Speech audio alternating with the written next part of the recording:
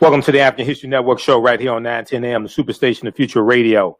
Hey, I'm your host, Brother Michael Imhotep. It is Monday, April 5th, 2021, and we are live. Hope everybody's doing well today.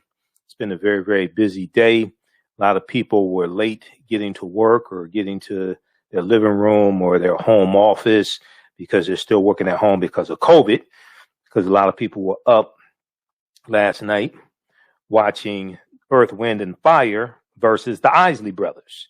Okay, I was watching as well.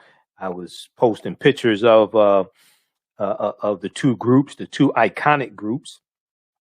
Many people are saying that was the best Verzuz that's taking place. You know, they broadcast it on Instagram versus TV, I think it is, on Instagram. And many people were posting about it yesterday, and Ron Isley and his beard were going viral. He announced he's 79 years old. He doesn't look it. So, you know, it was a great iconic battle, two great groups. And I posted on Facebook today, you know, I can't get the song Summer Breeze out of my head. Okay. Because they performed all their hits last night. And, you know, so I got to pull out my Isley Brothers. I have the Isley Brothers on CD. I have Earth, Wind, and Fire's greatest hits. So I think there were a lot of babies conceived last night also. Okay. I'm just saying. I think there were a lot of babies conceived last night. So 9 months from now, you're going to have babies named Ron and Verdine and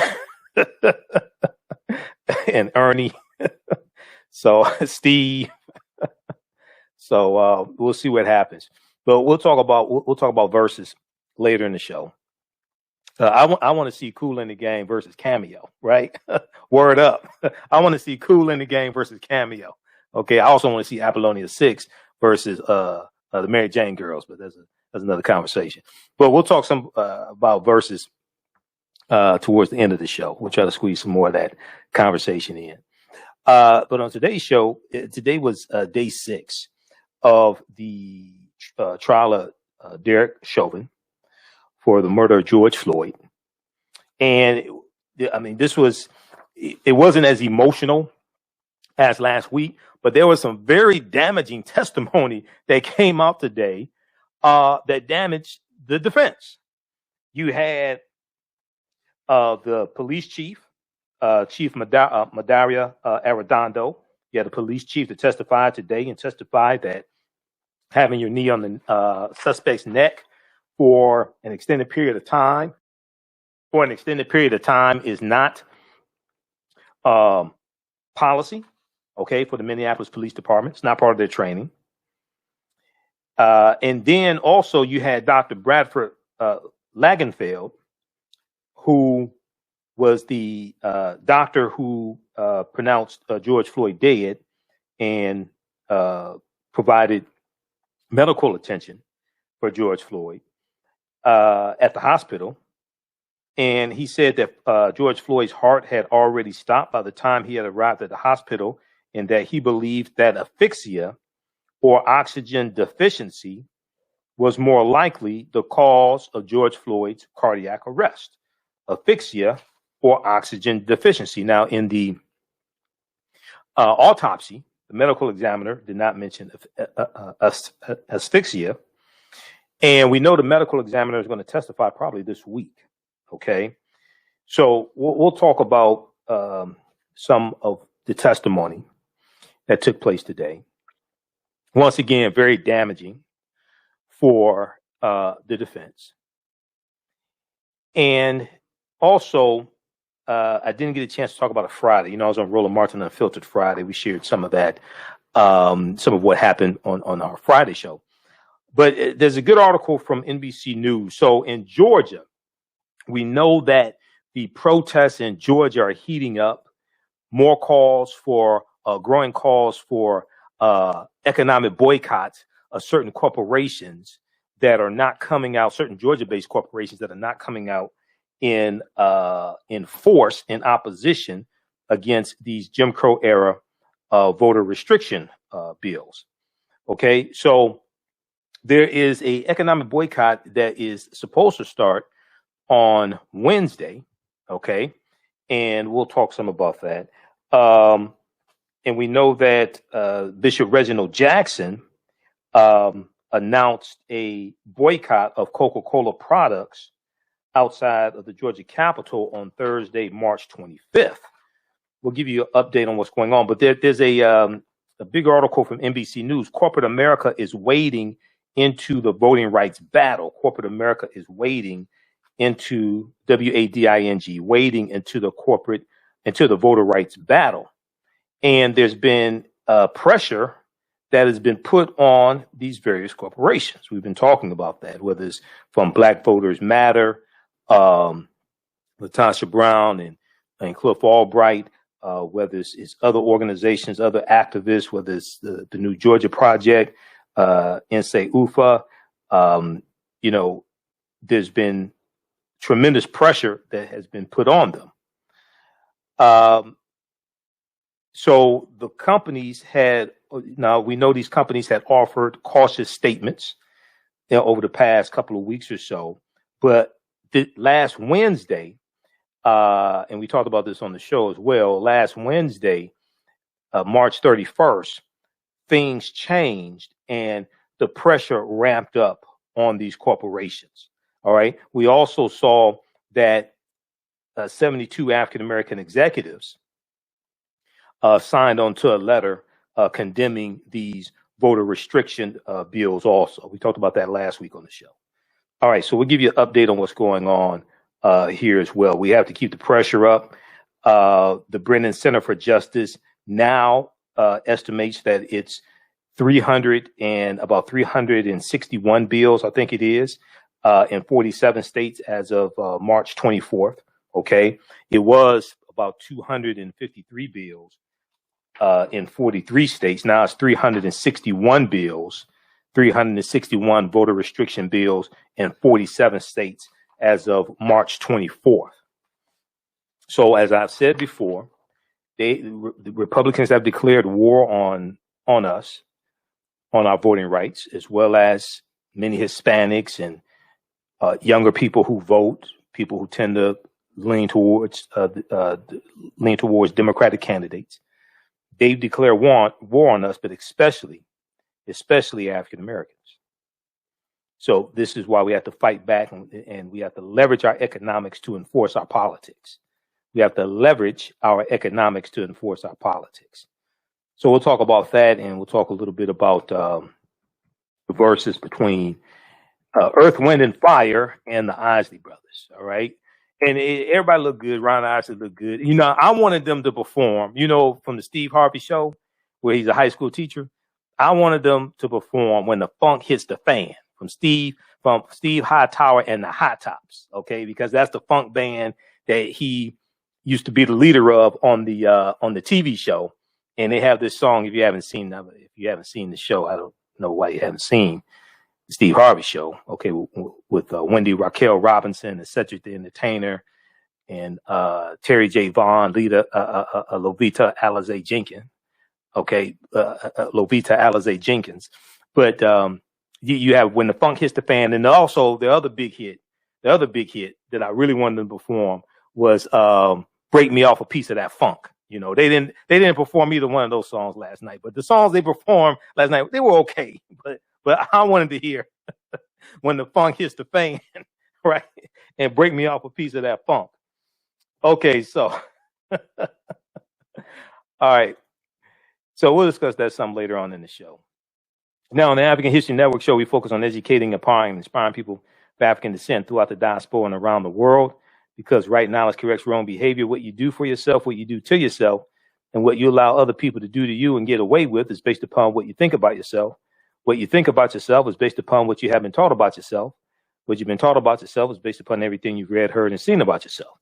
So when you control the radius of a man or a woman's thoughts, you can control the circumference of his or her actions, because the mind can't do or teach what it doesn't know.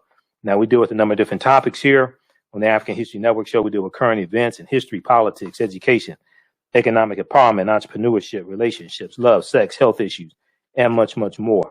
Sign up for our email newsletter. Text the word Kemet, Kemet, to 22828 to sign up for our email newsletter.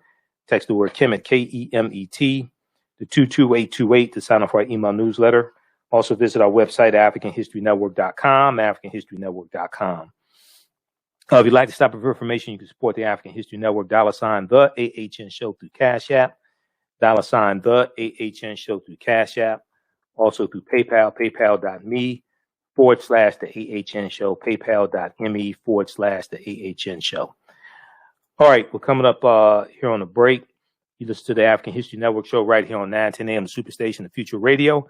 I'm your host, Brother Michael Imhotep. We'll be back in a few minutes. Gain knowledge in minutes from insightful summaries of progressive and socially conscious books. Blacklisted gives you access to curated content that'll satisfy your curiosity to learn and understand different perspectives. Empower yourself through inspirational and actionable ideas. It's easy to read or listen to on the go. Blacklisted. Empower yourself. Start your free trial today.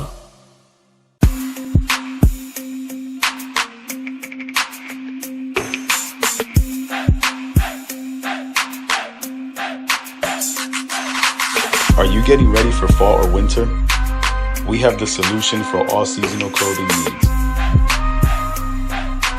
Comedicwear.com is the go-to online source for Comedic African fashion and lifestyle products with a contemporary twist.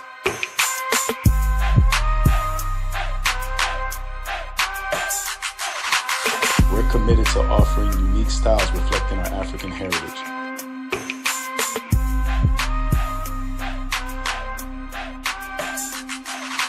Comedicwear.com is inspired by ComedicScribes.com to influence our people in learning and showing pride. Please visit our website at Comedicwear.com.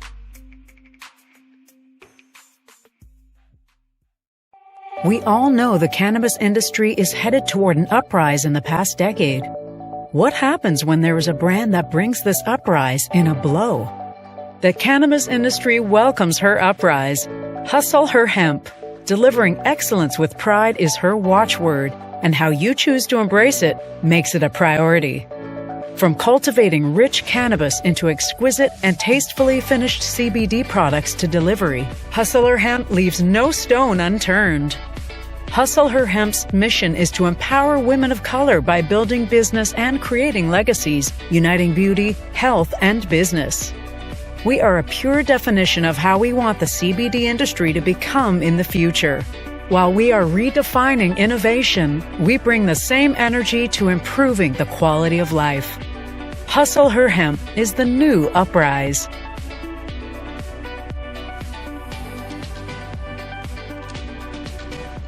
Hi, I'm Joel Wilson, President and CEO of JCW Computer Consulting, LLC, a technology implementation firm with over 20 years of satisfying customers.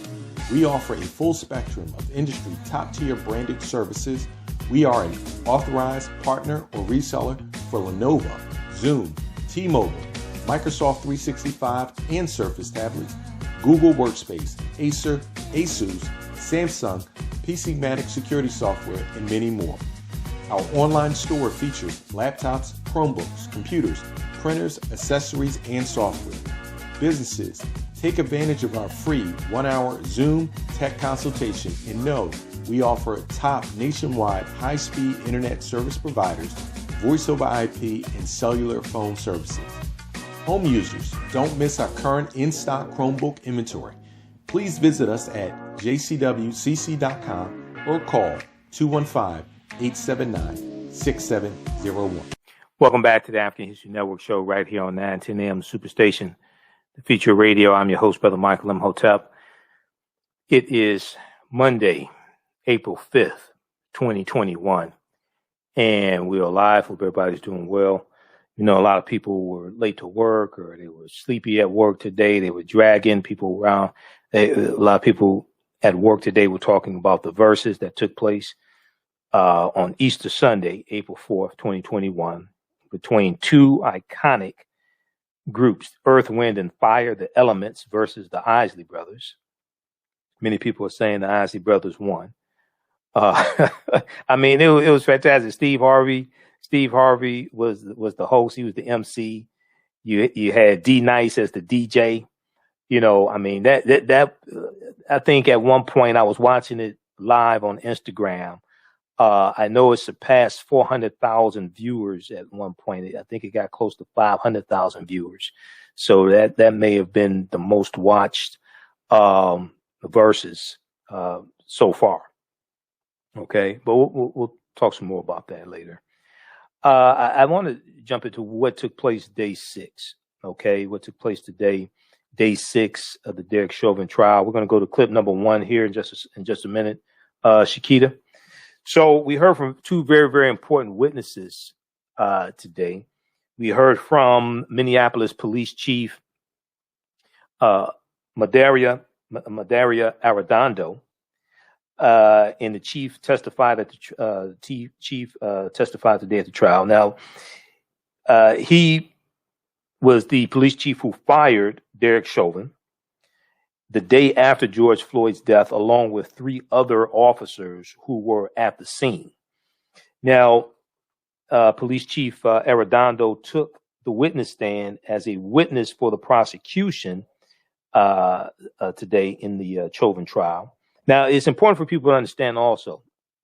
I said this on Charlene Mitchell's show Thursday. Last Thursday, I was on Charlene Mitchell's show here on 910 AM Superstation, Mind Your Business. The defense has not presented their case yet.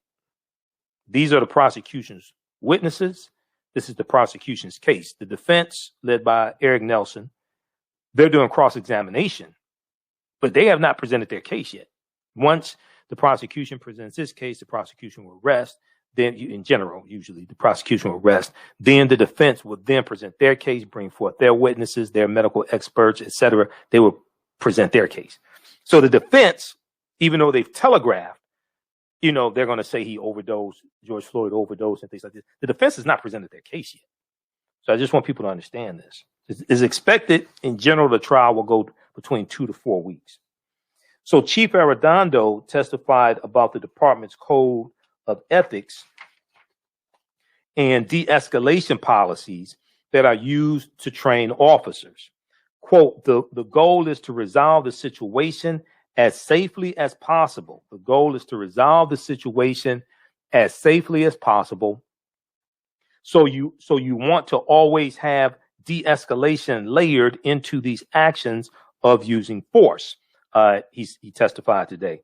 Now, Chauvin's defense has sought to portray the crowd that had gathered to witness and record the officers restraining George Floyd as an angry mob that diverted their attention away from Floyd. But in testimony last week, we see it was not an angry mob. They were just concerned about George Floyd, and they were trying to get him some type of medical attention and trying to get Derek Chauvin to take his knee off of George Floyd's neck. But it was not an angry mob. It was not a violent mob or something like this, like the defense is trying to portray. What people have to understand is the crowd was responding to largely what Derek Chauvin was doing to George Floyd. The crowd was largely responding to what Derek Chauvin was doing to George Floyd. If you had gotten up off of George Floyd, the crowd would have calmed down. Now, but Chief Arredondo said that while some officers may find it, quote unquote, irritating to be recorded, the public has an absolute First Amendment right, quote unquote, an absolute First Amendment right to do so under the department's policy. Now, before Chief Arredondo testified, we also heard testimony from the emergency room doctor who pronounced George Floyd dead and tried to resuscitate him. That's Dr. Bradford Lagenfeld. We're going to go, I'll let you hear some of his testimony in just a minute. But first, we're going to go to clip number 1 here from MSNBC dealing with Chief Arredondo's testimony. Minneapolis Police Chief says Chauvin restraint on Floyd, quote unquote, violates our policy. Let's go to clip 1, Shakita. In your review of all of the information that you just mentioned, do you believe that the defendant followed departmental policy 5-304 regarding de-escalation? I absolutely do not agree with that. How so? That action is not de-escalation. And when we talk about the framework of our sanctity of life, and when we talk about the principles and values that we have, that action goes contrary to what we're taught. As you reflect on Exhibit 17, I must ask you, is this a trained Minneapolis Police Department defensive tactics technique? It is not. Well, we read the departmental policy on neck restraints. Is this a neck restraint? The conscious neck restraint by policy mentions light to moderate pressure. When I look at Exhibit 17, and when I look at the facial expression of Mr. Floyd, that does not appear in any way, shape, or form that is light to moderate pressure. So is it your belief then that this particular form of restraint, if that's what we'll call it, in fact violates departmental policy? I absolutely agree that violates our policy. Are you aware now that the defendant maintained this position on George Floyd for 9 minutes and 29 seconds? I am aware of that. I believe you testified that force has to be reasonable when it's applied at the beginning and through the entire encounter. Is that right? That is correct. Is what you see in Exhibit 17, in your opinion, within Minneapolis Police Departmental Policy 5-300, authorizing the use of reasonable force? It is not. And why not? That is it has to be objectively reasonable. We have to take into account circumstances, information, the threat to the officer, the threat to others, and the severity of that. So that is not part of our policy. That is not what we teach, and that should be condoned. When do you believe, or do you have a belief as to when this restraint, the restraint on the ground that you viewed, should have stopped? Once Mr. Floyd, and this is based on my viewing of the videos, once Mr. Floyd had stopped resisting, and certainly once he was in distress and trying to verbalize that, that should have stopped. There's an initial reasonableness in trying to just get him under control in the first few seconds, but once there was no longer any resistance, and clearly when Mr. Floyd was no longer responsive and even motionless, to continue to apply that level of force to a person proned out, handcuffed behind their back, that in no way, shape, or form is anything that is by policy, is not part of our training, and it is certainly not part of our ethics or our values. Sir, based on your review of the video and based on your own experience and training as an MPD officer, did you see signs during the encounter that Mr. Floyd was exhibiting indicia of being in medical distress? Yes. And you saw at one point, I think you just testified that Mr. Floyd was unresponsive. That is correct. And that officers, were you aware that officers couldn't find a pulse? Could you repeat that, sir? And were you aware that officers at the time of the restraint were unable to find a pulse? Yes, I was aware of that. And so stated. I was aware that the officers were not able to find a pulse, yes. Did you see the defendant or any of the officers attempt to provide first aid to Mr. Floyd? I did not see any of the defendants try to attempt to provide first aid to Mr. Floyd. The defendant did not try CPR. He did not start chest compressions. Sustain is bleeding. Rephrase. Did you see them provide any medical attention? I did not. Okay. Yeah, pause it right there. All right.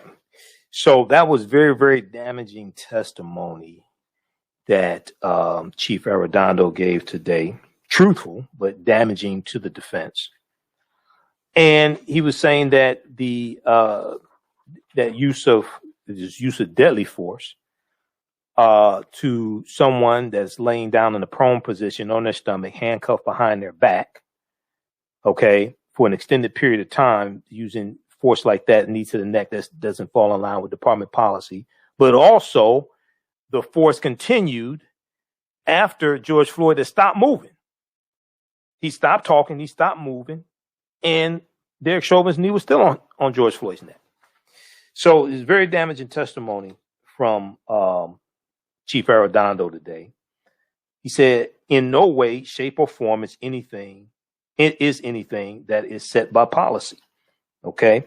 Now, I want to go to, let's see, we're going to go to, I want to go to clip 2. Chief Arredondo also today on the witness stand talked about policy of policing when it comes to the Minneapolis Police Department's Code of Ethics, and he testified that officers follow a quote unquote professional policing policy, and must treat people with dignity and respect. Now, we know all of them don't do it, but this is what the chief is saying, and this is the policy in the Minneapolis Police Department. Let's go to clip 2, Shakita. This police department has a code of ethics, is that right? Yes. And the code of ethics is contained within the policy manual. Forgive me, we're going to be talking a lot about the policy manual and kind of march through some of these, but the code of ethics, if you could please display Exhibit 215, page 2, and if you could highlight 5-10201.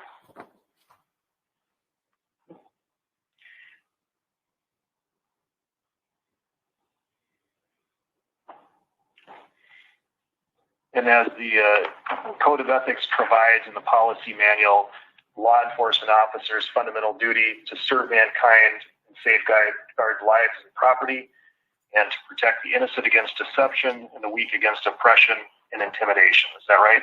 That is correct.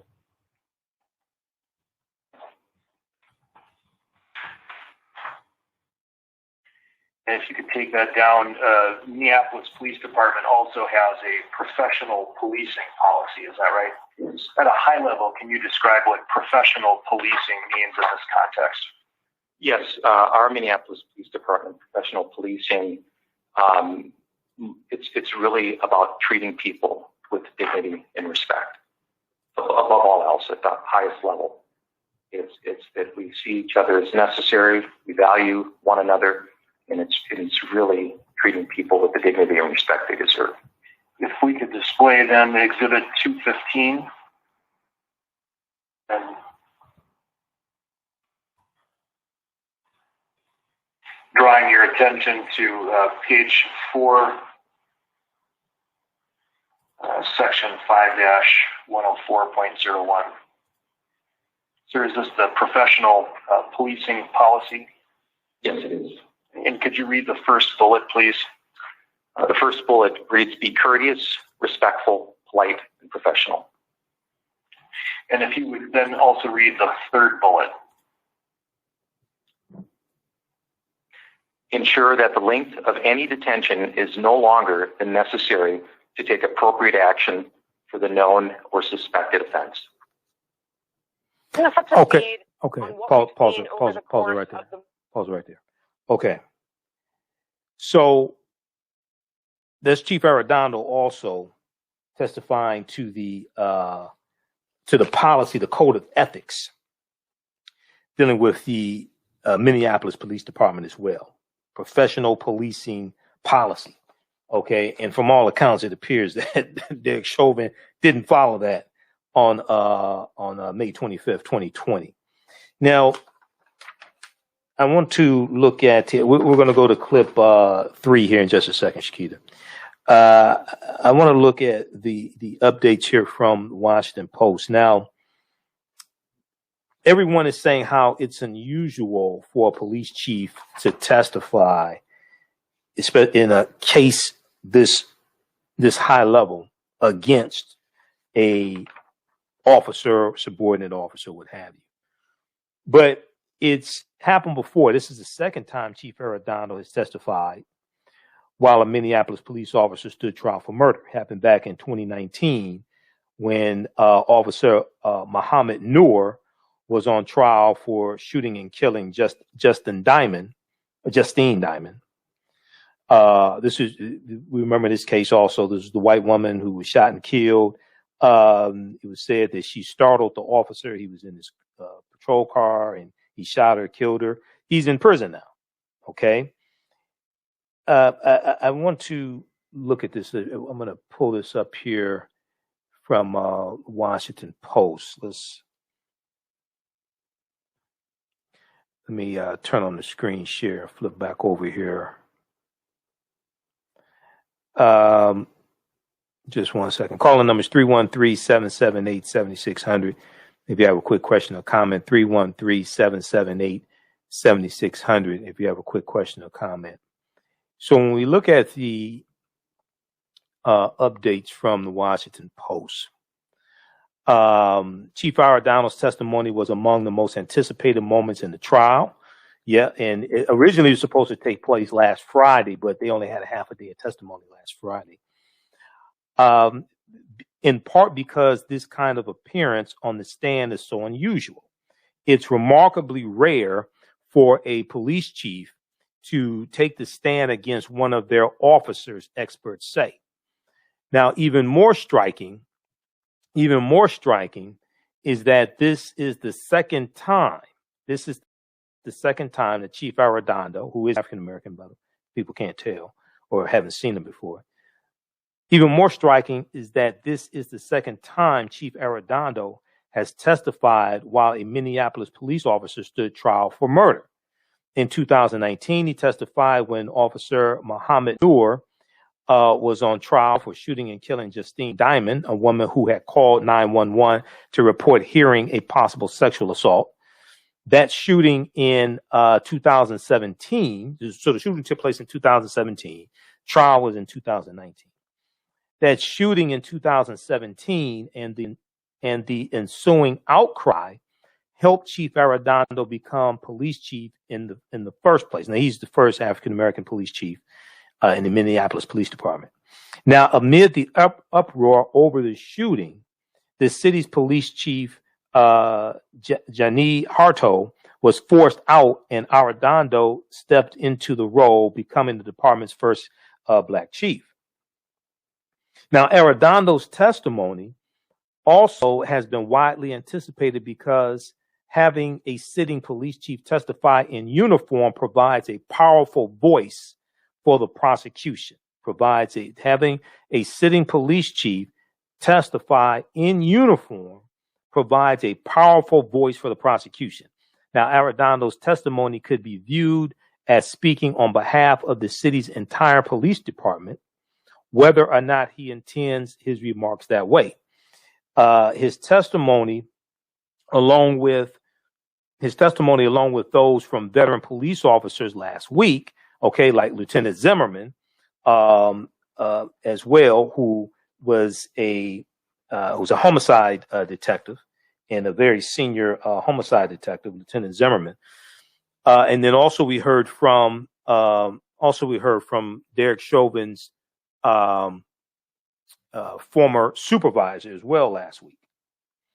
Now, his testimony, along with those from veteran police officials last week, also seem aimed at the defense's argument that Derek Chauvin was following police training while kneeling on George Floyd. While cross-examining the chief, Eric Nelson, Chauvin's defense attorney, subtly alluded to the threats police face, noting that they could confront dangers during even commonplace moments like traffic stops. Now, the defense attorney, he was throwing out all these hypotheticals toward the end of Chief Arredondo's testimony. We'll go to the phone lines in just a minute. Toward the end of Chief Arredondo's testimony, he then throws out this hypothetical if he and Chief Arredondo are in the gun battle, okay? If the two of them are in the gun battle and Arredondo shoots at Nelson, the defense attorney, Nelson is going to neutralize the threat before if his partner is hurt, if Nelson's partner is hurt, he's a police officer. If his partner is hurt, laying on the ground, then he's going to return fire, neutralize the threat before he gives medical attention to his partner. Well, that hypothetical sounds good, but the problem is George Floyd was unarmed. George Floyd didn't have a gun. He wasn't shooting at anybody. George Floyd was unarmed. So when you watch it, because I watched almost all of the trial today, he's throwing out all these nonsensical hypotheticals. Because I mean, he was dealt a bad hand in the first place. Because look who his client is. Look at the video evidence. But he's throwing out all these hypotheticals, and a lot of this stuff really don't have anything to do with this specific case. George Floyd was unarmed. He didn't have a gun. He wasn't shooting anybody. But this is what you do when you're desperate. So while cross-examining Chief Arredondo, Eric Nelson subtly alluded to the threats police faced, noting that they could confront dangers during even commonplace moments like traffic stops. While legal analysts think that Derek Chauvin will have a hard time arguing he feared for his life, Nelson has said the officers felt threatened by the crowd gathered around them and Floyd that day. How threatened did they feel? Once again, the reason why the crowd loud and yelling and distraught was because of what you were doing to George Floyd. If you had stopped what you were doing, the crowd would have calmed down. Quote, if the jury sees Chauvin as the defense is trying to portray him as simply doing what he was trained to do as a police officer, it would be nearly impossible for them to find that he intended to harm George Floyd, a finding necessary for a second-degree murder conviction, said Greg P. Futterman, a law professor at the University of Chicago and director of the Civil Rights and Police Accountability Project, wrote in an email. Now, what's interesting is that even when the paramedics got there, they had to ask Derek Chauvin twice to get up off of George Floyd. George Floyd had been motionless for minutes and hadn't said anything. You still kept your knee on his neck, and he's not moving. Then when the paramedics get there, it's not like Derek Chauvin jumped up off of George Floyd then and said, "Oh my God, I'm glad you're here. Here, let me take the handcuffs off. Is there anything I can do for you? I sure hope you can save his life." That's not what happened. The prosecution's testimony from high-ranking officers provides a powerful counterweight to the defense argument. All right, now, in a minute here, we'll go to the testimony from Dr. Bradford Lagenfeld, and is the doctor who provided medical attention for George Floyd at the hospital. Okay, let's go quickly to the phone lines. Let's go to Dave, line 1. Dave, welcome to the African History Network show. Tell us where you're calling from. Thanks for holding. Yes, how you doing, Mike? This is Dave from Hampton Roads, Virginia. How you doing? Yeah, I'm all right. I'm all right, man. It's been hectic. I'm all right. What about you? Oh, I'm hanging in there. You know, to this day, nobody has mentioned if the $20 bill that that George Floyd had was counterfeit or not. I guess I haven't. In a murder trial. Yeah, I haven't heard definitively whether it was counterfeit or not. I haven't heard a verdict on that. That means this all could be for. I mean, well, you know what? It don't even matter why. The reason that in America, it don't even matter the reason why you kill a black person. Breonna Taylor didn't do anything. Tamir Rice didn't do anything. Trayvon Martin didn't do anything. No, I mean, he could kill him for nothing. So this could all be for nothing. Yeah. I haven't heard definitively, but also even if it was counterfeit, there's no evidence that he knew it was counterfeit or did it intentionally. And the 19-year-old clerk, there at the Cup Foods who testified, he testified that he didn't think George Floyd knew the bill was counterfeit if it was. And also the video that was released, the surveillance video there at Cup Foods that was released for the first time in week 1 of the trial, it showed that after George Floyd bought what he was buying, he stayed in the store. So usually, from my understanding, if somebody is passing counterfeit money and they know it, they usually don't stick around in the store after they buy what they're buying. They leave. Yeah. Right. He stuck around in the store for a number of minutes, which kind of leads us to believe, at least leads me to believe that either he didn't know it was counterfeit or it was something unintentional. It does not lead me to believe that he was purposely trying to pass counterfeit money.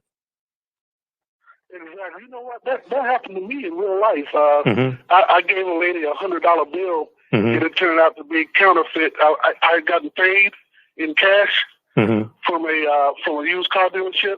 Right. And somebody had passed some $100 bills onto the dealership, and I got paid in that money.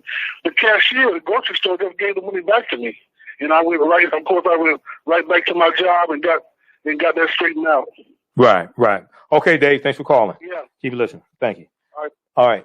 Okay, everybody. Now I want to go to we're going to go to clip 4 here just a second. So Dr. Bradford Lagenfeld said that George Floyd's heart had already stopped by the time he arrived at the hospital. Okay. Had already stopped by the time he arrived at the hospital. And that he believed that asphyxia or oxygen deficiency was more likely the cause of George Floyd's cardiac arrest. Okay. So very, very important testimony that came out today as well. Now, the defense has argued that George Floyd's death was caused by his drug use and pre-existing conditions such as heart disease rather than the force used on him by Derek Chauvin. But we know George Floyd was laughing and walking and joking and talking before Derek Chauvin put his knee on his neck. Okay, even though he ingested drugs and all this, he was moving and walking and talking all that stuff. You know, he was walking just fine until you put your knee on his neck for 9 minutes and 29 seconds. Okay, let's go to clip.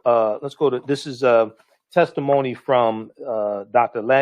Lagenfeld, doctor who pronounced George Floyd dead, quote unquote, oxygen deficiency likely caused cardiac arrest. Let's go to this clip.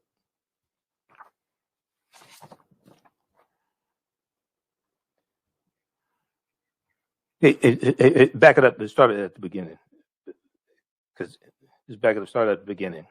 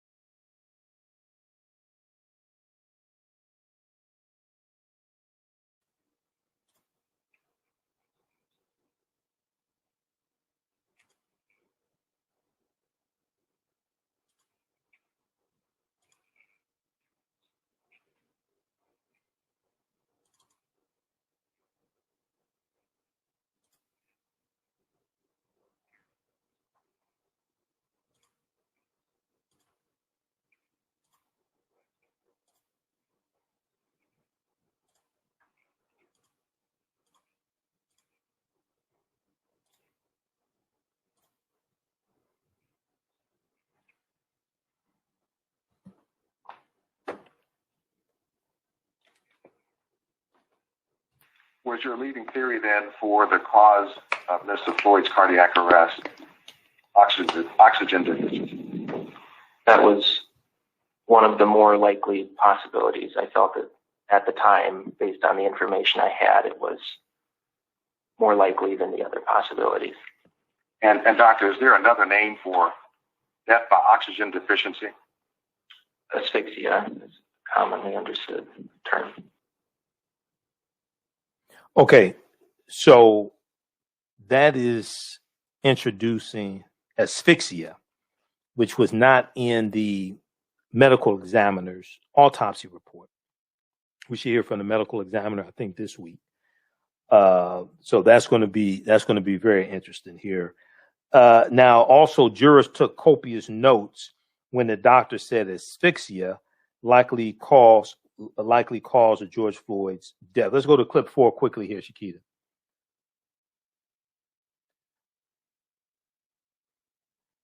On what we've seen over the course of the morning, the medical testimony and at the beginning of the testimony from the police chief.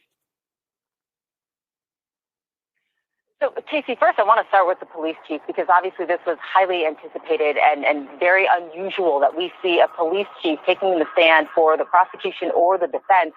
And so the chief took the stand today, and first, what the prosecution did is they tried to familiarize him, giving his background to the jury, talking about how he's been with the department since 1989, giving a little bit about how he's risen through the ranks, talking a little bit about policy, establishing how there's a policy for the policy that officers need to understand what protocols are. He talked about how they spend millions of dollars on training, on use of force training. All of this is building up to the actions by Derek Chauvin on May 25th, a violation of those policies. And so we know from earlier today from a motion that the judge will allow Chief Arredondo to offer his opinion on that video where we saw Derek Chauvin's knee on George Floyd's neck for 9 minutes and 29 seconds. So certainly that's one that we are watching. And then as you mentioned earlier today, the morning started with the ER doctor that received George Floyd from the paramedics on that evening. His name was Dr. Bradford Landenfield. And basically what he testified was that he worked on George Floyd for 30 minutes. He pronounced him dead, but he also said that, look, you know, no one said anything to me about a drug overdose or a heart attack. And of course, that's important testimony here. Then he also talked a little bit about how he believed the death was asphyxiation. Another important point here, inside the courtroom, we have two reporters that are allowed in there because of social distancing. They told us that moment when he said asphyxiation, that's when these jurors started taking copious notes. So obviously, we're talking about some damning testimony for the defense, Casey. Okay. All right, pause it there. All right, so those watching on Facebook and YouTube, keep watching. We're going to keep broadcasting for a few more minutes. We'll talk about what's going on in Georgia and economic boycotts. We're out of time here on 910 AM, the Superstation WFDF.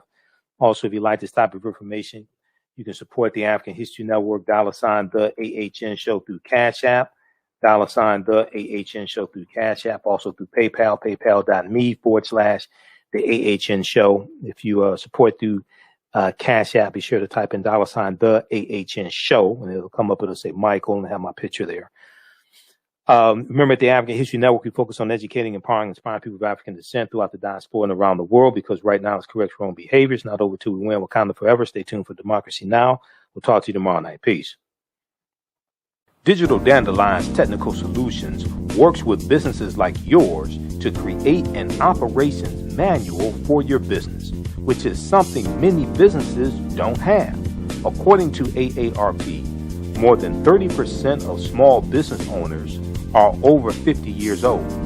Many business owners want to retire by selling their businesses or by passing their businesses on to their children.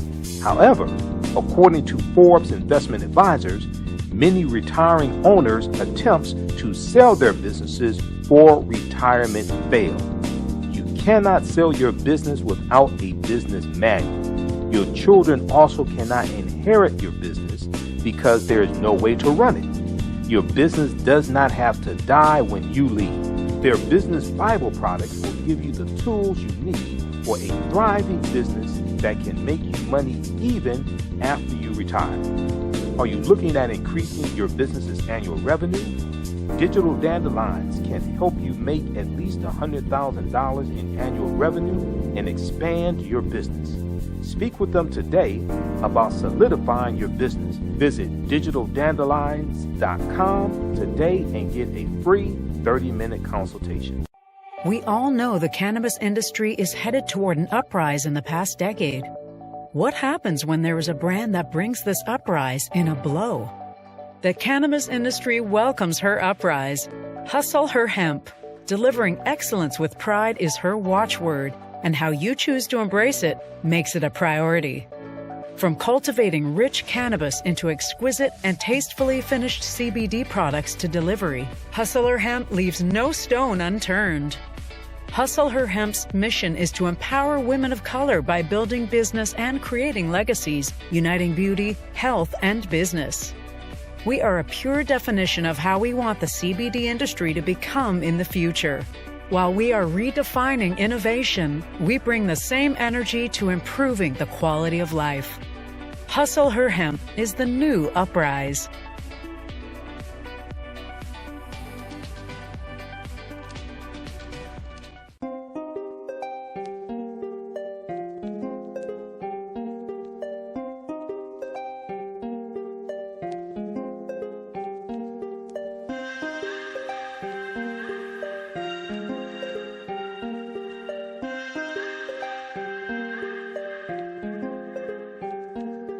Black Bees products are a collection of natural, organic, personal care products with an appreciation of nature and bees. Our philosophy is without bees, we have nothing. We are honoring our Nile Valley ancestors who understood the importance of bees. Black Bees created a high-quality, natural, organic personal care line that would be affordable to everyone. We hope you try and enjoy our Black Bees products line and come back and visit us at blackbeesproducts.com. With blackbusinesstee.com, the messages are clear and meaningful. Keep your business in the black and out of the red. Mind your black business, know your numbers, and plan strategically. Black Business Boss, lead your industry.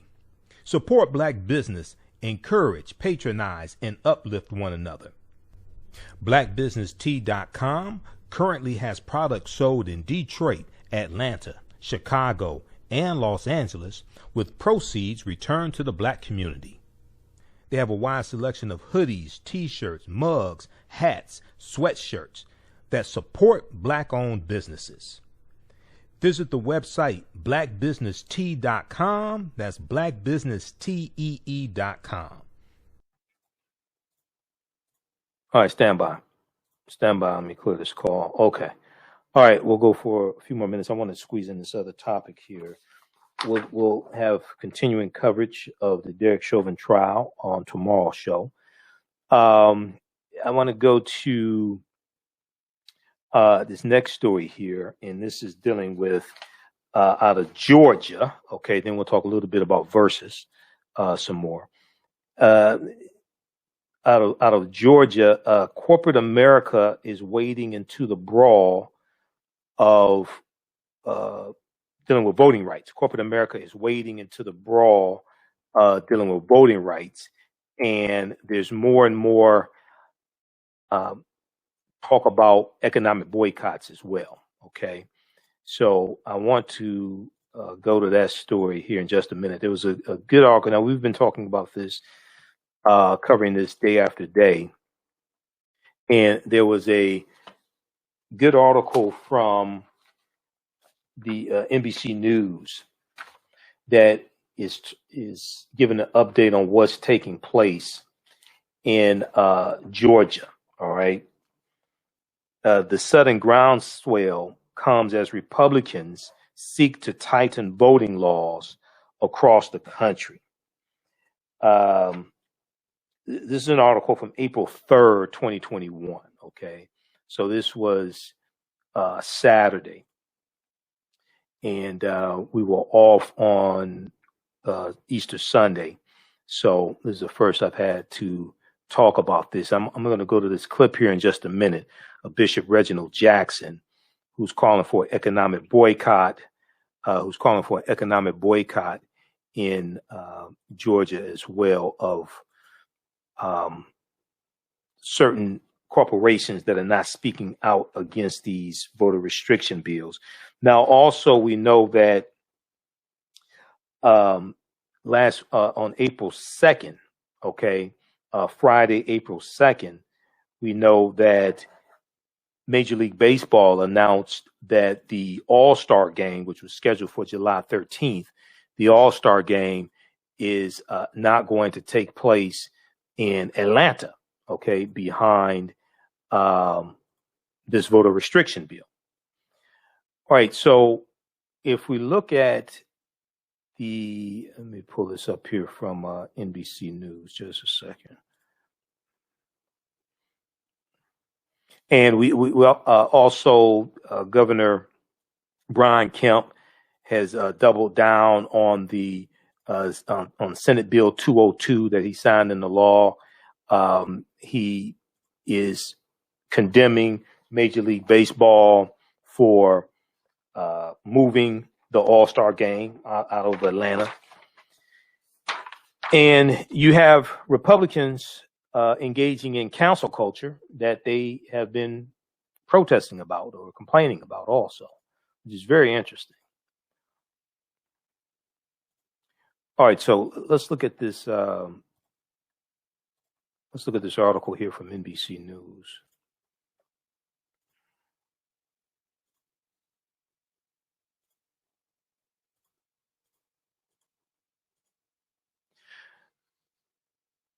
Okay, so voting rights advocate Isley has been fighting for a week like this all year. For months, more than half a dozen activist groups, including her own New Georgia Project, had urged business interests to denounce Republican-led efforts to restrict voting access in Georgia, she said. Now, billboards had gone up across the state that parodied corporate slogans urging action.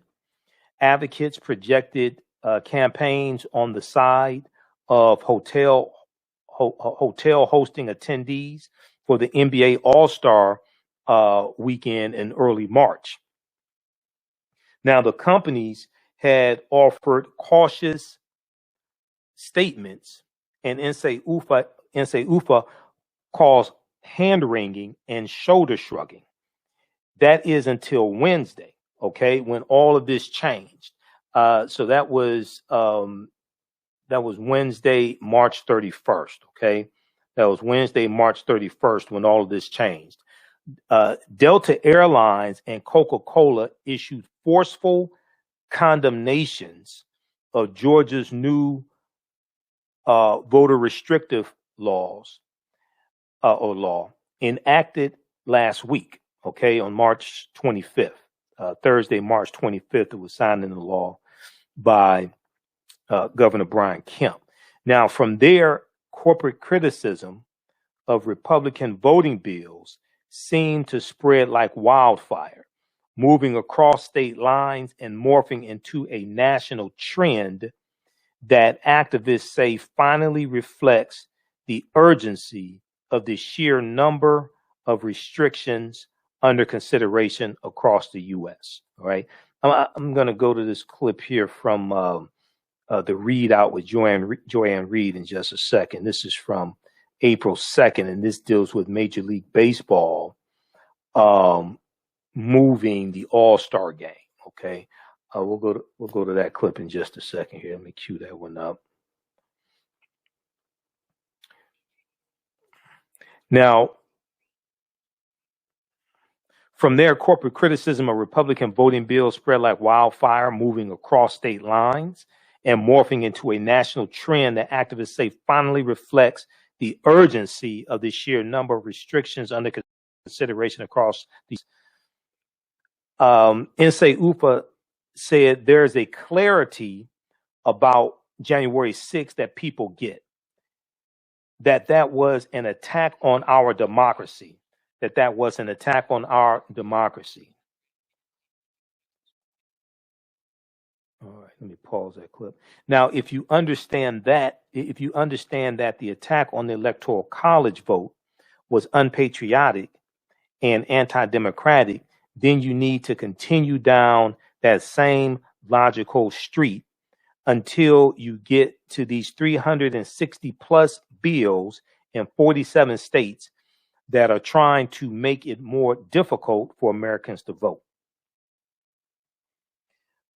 So major corporations foray into the election policy debate, which experts called unusual, comes as Republicans across the country work to advance hundreds of restrictions, changes that voting rights advocates and civil rights groups argue would disproportionately affect voters of color. Now, by March 24th, 2021, lawmakers had introduced 361 restrictive election bills in 47 state legislatures. By March 24th, 361 restrictive election bills in 47 state legislatures, according to the nonpartisan Brennan Center for Justice at New York University, which has been tracking the legislation. Now, that is 108 more bills than in the center's last count on February 19th, a 43% increase. All right, now I want to go to this clip here. This is from the readout on MSNBC, Joanne Reed. This is dealing with Major League Baseball. Major League Baseball pulls All-Star game from Atlanta in protest of restrictive new law, restrictive new voting law. Okay, let's go to this clip here. Major League Baseball announced today that they will no longer hold this year's All-Star game and baseball draft in Atlanta, Georgia. In a brief statement, the commissioner of baseball explained that Major League Baseball fundamentally supports voting rights for all Americans and opposes restrictions to the ballot box. Georgia Governor Brian Kemp, a guy yearning for Trump's warm embrace, called the move a knee-jerk decision in response to woke cancel culture. Oh, Brian. That's a real cute catchphrase, but I'm pretty sure you just did the exact same thing with the legislation that you just signed, which, let's be honest, is a knee-jerk reaction to your party losing. And now, instead of reevaluating your message, you're just canceling out thousands of voters. Stay classy, Brian. Kemp's likely 2022 challenger, Stacey Abrams, issued her own statement, writing, like many Georgians, I'm disappointed that the MLB is relocating the All-Star game. However, I commend the players, owners, and league commissioner for speaking out. I urge others in positions of leadership to do so as well. Atlanta Mayor Keisha Lance Bottoms reprimanded Republicans for causing the backlash, tweeting, just as elections have consequences, so do the actions of those who are elected. Unfortunately, restricting voting access is a trend that is being repeated in legislatures across the country. Overnight, Republicans in the Texas State Senate passed legislation that would impose additional restrictions on voting, including reducing early voting hours, prohibiting drive-through voting, and allowing activist poll watchers to film voters getting assistance, which sounds a lot like voter intimidation. Just as in Georgia, the Texas restrictions just happen to target predominantly diverse and largely Democratic counties. Quite the coincidence. Texas-based corporations like American Airlines, Dell Technologies, and Microsoft aren't making the same mistake that Coca-Cola and Delta Airlines did by being slow on the uptake. They were out quickly with statements publicly opposing the bill. Joining me now is Tiffany Cross, host of The Cross Connection on MSNBC, and Jason Johnson, professor of journalism and politics at Morgan State University, one of our favorite duos on the television. Tiffany, I got to start with you.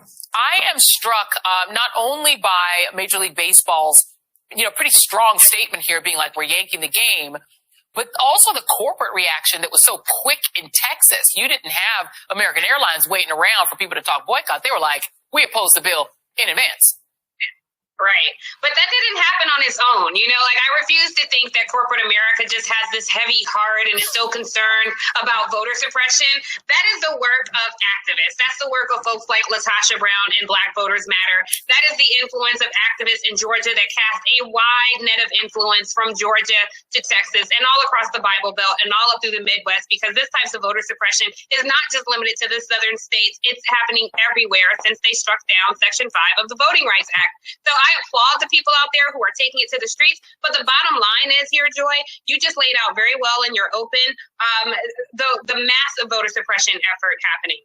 The federal elections at this point, or the election process, needs to be federally regulated. This is why it's so important for us to focus on H.R. 1, which would federalize and regulate the election process all across the country.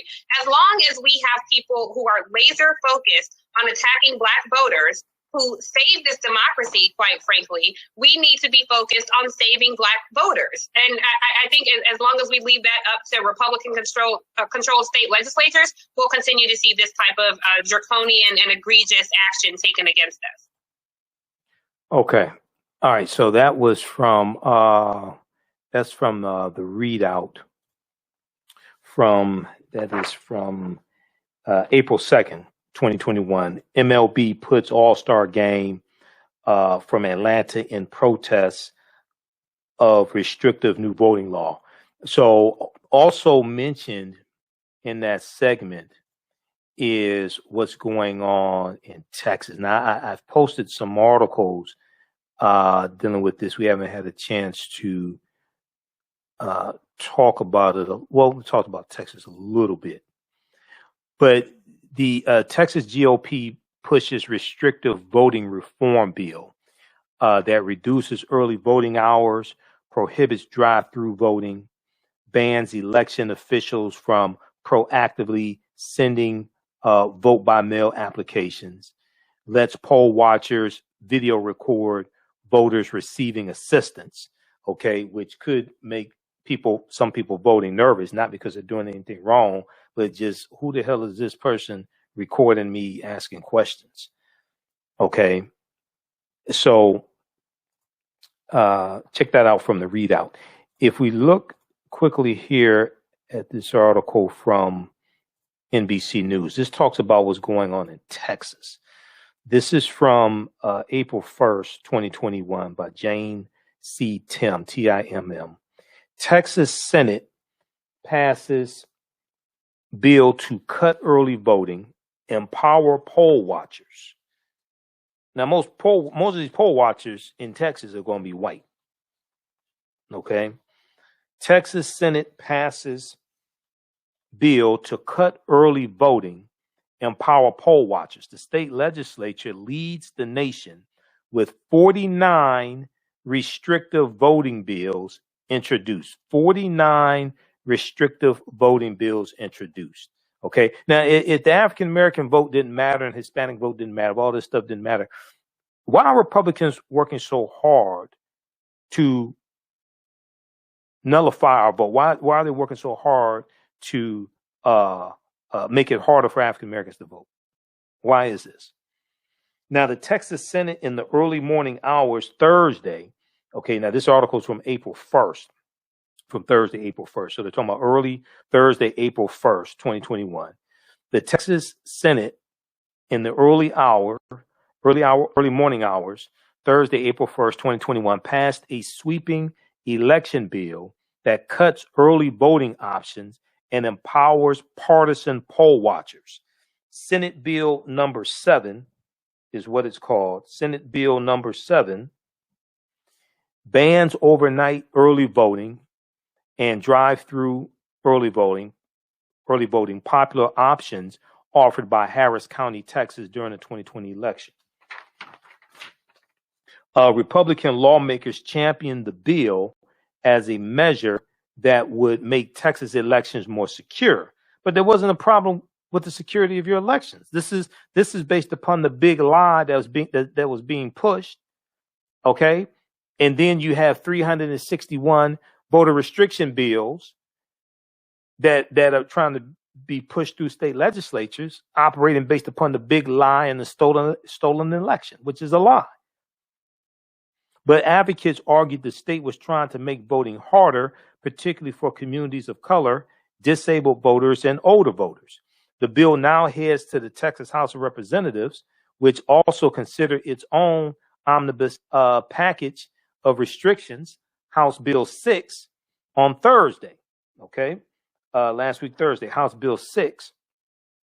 The Texas legislature leads the nation in restrictive voting bills, according to the Brennan Center for Justice. 49 bills have been introduced that would limit access to the ballot box. Okay, so read the rest of this article here. You're going to hear more about this from NBC News. Read the rest of this article. Texas Senate passed bill to cut early voting, empower poll watchers. All right, now I want to go to this interview here with Bishop Reginald Jackson of the 6th Episcopal District of the AME Church. You've heard me talk about Bishop Reginald Jackson before, and this ties into the other article from NBC News that I was talking about.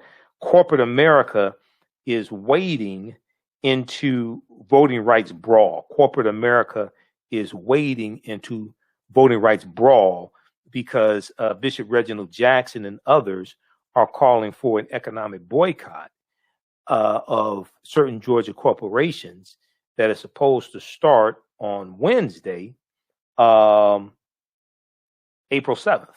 Okay, so I want to go to this clip from American Voices on MSNBC from April 3rd. This is from Saturday, April 3rd. Okay, Georgia church leader ramps up pressure on businesses to oppose voting restrictions. Let's go to this clip. He oversees all AME churches in Georgia.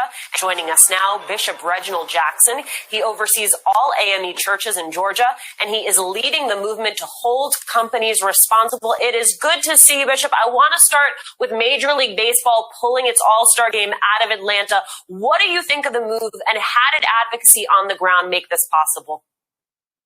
Well, I commend Major League Baseball for acting with conscience and for deciding that what Georgia did not meet its value. And so as much as the governor may complain and gripe, Major League Baseball did not make its decision based on a lie. It made its decision based on truth. We advise the governor to go and do likewise. Governor Kemp said today the new law is actually about expanding ballot access and securing the vote. I personally fail to see how it does either. How about you, Bishop? Well, you know, Governor Kemp is living in denial, and I have a definition for denial. Don't even know I am lying. There is no way that this law passed in Georgia expands opportunities to vote. Its specific intention is to suppress and make it harder for people to vote. Look at the specifics of the bill, and it speaks for itself. For example, on the ballot drop boxes, Governor Kemp, when he voted last year, went after 5 o'clock to a ballot drop box, which was outside. Under this law, which he signed, those boxes will be inside, and those businesses closed. That means you will not be able to vote. In addition to that, it limits the number of drop boxes. In most counties, there will only be one ballot drop box. In Fulton County, the largest city geographically and voter-wise in Georgia, will only be allowed to have 5 drop boxes, which means people, especially seniors who do not drive, will have to find some public transportation to be able to cast their ballot. That is suppressive and offensive. Bishop, you've called for boycotts of Georgia businesses that don't come out strongly against this new elections law. When we talked just a week ago, we were talking about Coca-Cola. There are a lot of organizers who felt that Coca-Cola and Delta's more pointed recent criticism, while welcome, came a little too late. So I wonder, how do you continue to push to hold these companies responsible? Well, it's my hope to have a conversation with Delta, Coca-Cola, and some other companies on either Monday or Tuesday. And if we can get them to agree to do 4 things, one, Delta and Coca-Cola both have already publicly come out in opposition to the bill. It's late, but at least they did come out. We want corporations across the country to come out collectively, speak out against these other bills. For example, in Arizona, Texas, and Michigan, all of these states that come out in opposition to these bills. We also want them to come out in favor of SR1 and SR4, and we want them to support the litigation we have against this legislation. If we can do that, we can make progress, and I think if they're corporately responsible, they won't have a problem doing it. Stacey Abrams talked this week about the lessons from past boycotts and the pain they must bring, and they must be shared to be sustainable. Take a listen. I understand the passion of those calling for boycotts of Georgia following the passage of SB 202. Boycotts have been an important tool throughout our history to achieve social change. But here's the thing. Black, Latino, AAPI, and Native American voters whose votes are the most suppressed under SB 202 are also the most likely to be hurt by potential boycotts of Georgia. To our friends across the country, please do not boycott us. And to my fellow Georgians, stay and fight, stay and vote.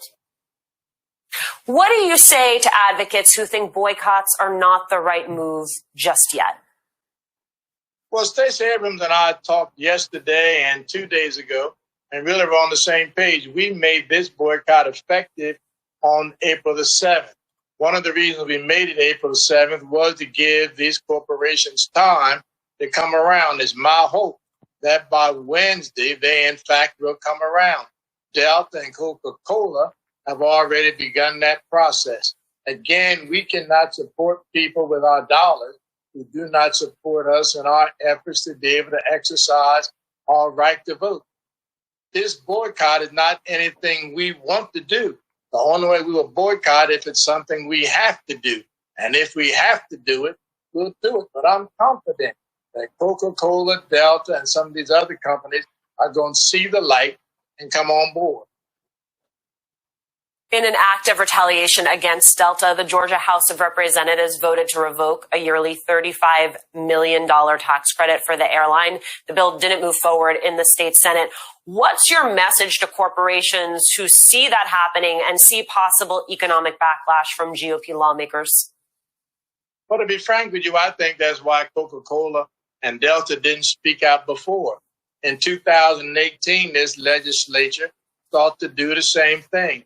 It's a way of threatening corporations to say, if you speak out against what we're trying to do, we're going to punish you. I want these corporations to know if they do the right thing, you will have the people standing behind them. And I also believe you're going to see the faith community begin to apply a lot of pressure to our state legislators.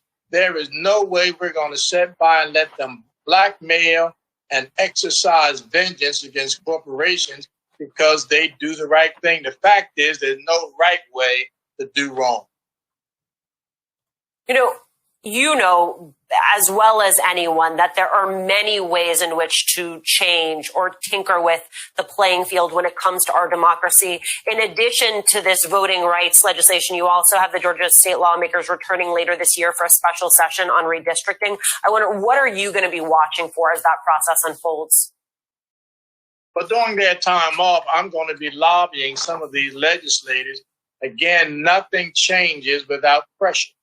And again, we're going to get them to at least come to the point of understanding you can't reward a lie by passing legislation which is suppressive. And so during this time off, as we prepare to come back, there's some who want them to reconsider this legislation.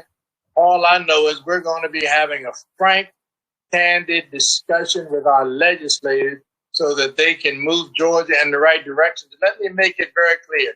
The governor and these legislators have nobody but themselves to blame for the position that they had put Georgia in. Governor Kemp said the other day to talk about a boycott in the midst of a pandemic is absolutely ridiculous. No, what's ridiculous is to try to pass legislation that is based on a lie. We want the governor to open his eyes, open his ears, and do the right thing.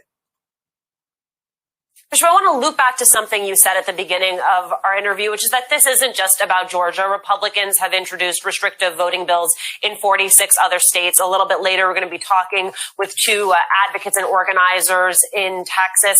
What is your message to them? What is your message to leaders across the country who are contending with legislation like this in their own states? What are the lessons that they can watch and learn from Georgia? But Alicia, the fact of the matter is I hope the corporate community understands that we have a golden opportunity to turn what is a problem into an opportunity. If our corporate community exercise corporate responsibility, we'll be able to move this country back to the point where, in fact, we really deal with issues of justice and freedom and equality for everybody. And that's up to the corporate community. We're going to try to push them to do that. And I think it's important if you can get the faith community, the corporate community together. Historically, the Black church has been the conscience of the nation. It's important for us to be the conscience now. And again, let me say to my Republican colleagues, we face a dilemma in this country where our democracy is on the line. We no longer have two parties in this country. Today, we have the Democrats and a cult. And so Republicans need to decide, are they going to be a party or are they going to be a cult, which is led by somebody who has no integrity, no character, and no morality? That's a decision Republicans are going to have to make. Hopefully, we can help them make the right decision. All right. That's Bishop Reginald Jackson. I like Bishop Jackson. Okay. I never met him before. Don't know that much about him. I like Bishop Jackson. Okay. I've seen a few interviews with him. I've read some articles where he's quoted. So he said you have two parties. You have the Democratic Party and you have a cult. All right. So check out, this is a good interview Alicia Menendez did for American Voices. This is from MSNBC, and this was on April 2nd. April 3rd. This was Saturday, April 3rd. Georgia church leader ramps up pressure on businesses to oppose voting restrictions. Voting restrictions. All right, we'll post a link here for that article now, for that clip. Now, there was an article. See, we were because of Easter Sunday, the radio station was shut down. They were just rebroadcasting shows. So some of this content we would have talked about Sunday, but yeah, and that would have been after Verzuz, because Verzuz started 8 p.m. Well, no, that would have been during Verzuz. Hell, I wouldn't have been on either. So I would have had to set up something to record it. I'd have to watch the first hour of it, then jump on the air at 9 p.m. Eastern Standard Time. There was an article from Washington Post, another big development in this whole fight to put pressure on corporations, to put pressure on these state legislatures and stop these draconian bills. Friday, April 2nd. Now, all this is taking place during the 56th anniversary of Bloody Sunday, March 7th, 1965. And also the 56th anniversary of the beginning of the 56th anniversary of the Selma to Montgomery March, which started March 21st, 1965. And we just know that we commemorated the assassination of Dr. King, April 4th, 1968. All this is happening at the same time, right? So if we look at this big development that took place on Friday, April 2nd, this article from the Washington Post, HP, Hewlett-Packard, Dow, Under Armour, among nearly 200 companies speaking out against voting law changes in Texas and other states. Among nearly 200 companies speaking out against voting law changes in Texas, other states. After Georgia voting rights activists called for corporate pushback against proposed voting bills in Texas and dozens of other states. This is huge. Now, last week we talked about how the letter from 72 African-American executives, that 72 African-American executives putting pressure on denouncing these voter restriction bills and putting pressure on corporations, to speak out. Okay, that was on Wednesday, March 31st, that came out. And there's a big article from the New York Times about that as well. I'm trying to pull that up. I think we have that article here already pulled up. Let's see. But I'll find it. Yeah, you're right here. Yeah. Let's flip over to this one right here. We talked about this last week. Last Wednesday show, I think it was. This was a huge development. This is leveraging your position in corporate America to push an agenda. Okay. Black executives call on corporations to fight restrictive voting laws. Dozens responded after companies in Georgia said little against state legislation that put strict rules in place. So Wednesday, March 31st was a turning point. And this initiative with the 72 African-American executives is being led by Ken Chenault, okay, on the left and on my left, and Kenneth Frazier. Ken Chenault is the former CEO of American Express. He's the CEO of American Express for years. And then Kenneth Frazier is the CEO of Merck Pharmaceuticals. All right. So they led this initiative. So you have this big development here. This was reported by New York Times. Other outlets picked up on it.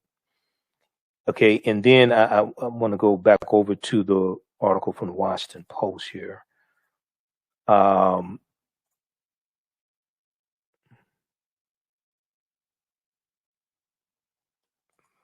on. Where's the article from the Post? Okay, right here. Dealing with the 200 corporations.